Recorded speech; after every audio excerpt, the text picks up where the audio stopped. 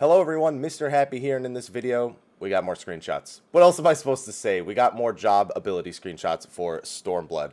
Keep in mind these will probably be some of the last screenshots, according to the very top of Naoki Yoshida's post over on the official forums. This time, 2 days till the media tour starts. I'm gonna just let that sink in real quick. Yes, it's getting to be that close. But anyway, we've got healer screenshots and an extra Dragoon screenshot because apparently people were not pleased that the one screenshot that there's been of Dragoon in all these videos is them just standing there. So they decided to show off another new Dragoon skill. I will say this is probably the hardest set of screenshots to actually figure out what's going on. So much so that the White Mage screenshot, he straight up says, I doubt anyone can tell what this is doing. But it looks pretty, right? So let's actually blow the screenshots up as per usual. We have them here. I know there's like the edges cut off. I'm just not going to mess with it like I did in the last video. So this is the White Mage new action screenshot. Again, just to be clear, the name of the image is FFXIV _ White Mage _ new action. And they're all that way. They're 14, name of the job, and action.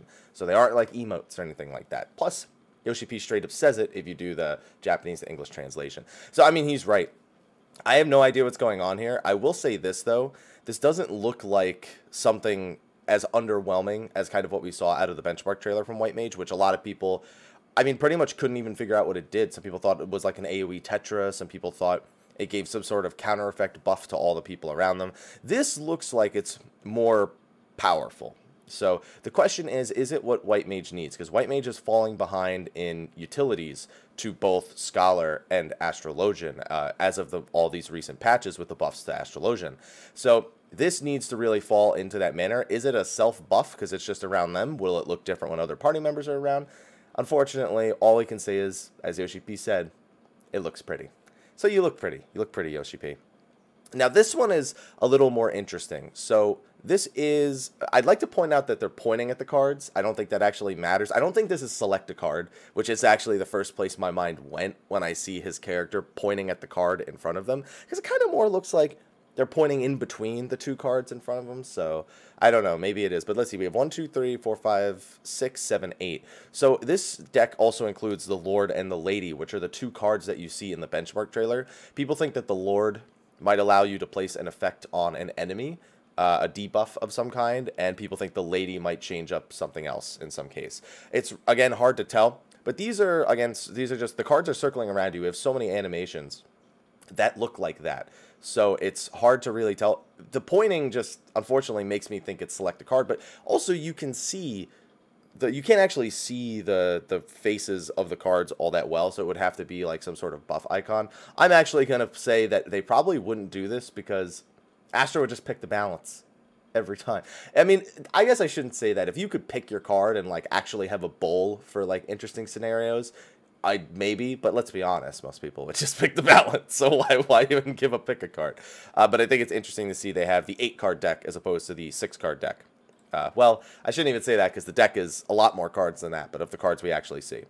Now, this Scholar one is interesting because it looks like a page is straight up torn out of their book. It's hard for me to see with all the flash animation if that's just kind of fire leaving its side or if the fairy's pulling the card away. Because they almost looked like, can I have that back, please? Please, can I have that back?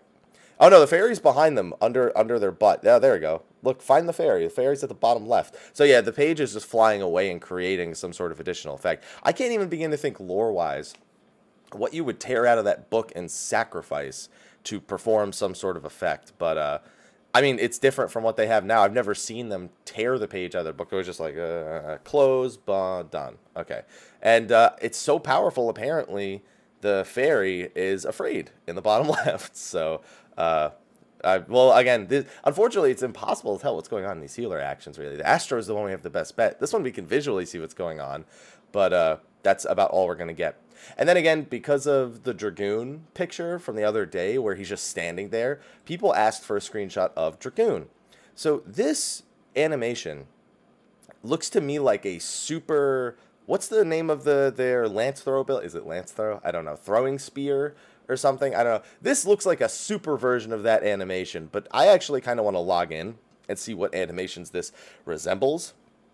That being said, there's a huge aura of like power around. There's aura under them. There's aura behind them. So yeah, I mean, it's a cool looking ability. It's just, again, you can't really tell much. You know, it's most likely a damaging ability. That's about all we can really draw. Piercing Talon. That's the name. Piercing Talon. I couldn't remember for the life of me what their throwing skill name was. So maybe it's Hyper Piercing Talon. Maybe it's like a ridiculously strong lance throw or something, like some insanely powerful one. But yeah, it could also just be another jump of some kind. It's just not the standard kind of animation I'd expect out of one of their like signature jump attacks where they go like really crazy high in the air. It's a mini jump. It's a Lalafell, so it's a lot taller if you look at it from that perspective. Anyway, with that out of the way, just wanted to get those screenshots out to you guys since we're all just very anxiously waiting for the next live letter that's going to be coming later this month, where they're going to be going over, you know, new actions, cross-roll system, all that fancy stuff. Yoship also says towards the bottom right here that they're actually testing the third boss of Omega today. So that means that the last 2 days they've managed to go through playtests of the first, second, now the third. Tomorrow's the fourth. I wonder if we'll see any screenshots of inside the interdimensional rift. I have a feeling we won't. Probably closer to the 2 weeks, until closer to the 2 weeks after we actually get the expansion, you know, when normal mode's going to be coming out. That's about the time. I think Alexander's video came out like around launch time, like right before it was actually launched 2 weeks later. So we'll just have to wait and see. But anyway, at least some flashy new looking skills. We really want to know what they do though, so fingers crossed that we get to learn a lot from this next live letter where they talk about this stuff. But anyway, I got a live stream to attend to. I got breakfast to finish, so I'm going to wrap up this video. Thank you everyone for watching. Be sure to like, favorite, subscribe, and share. I'm going to get back to my Twitch stream now, and YouTube, well, I'll see you next time. Until then, take care.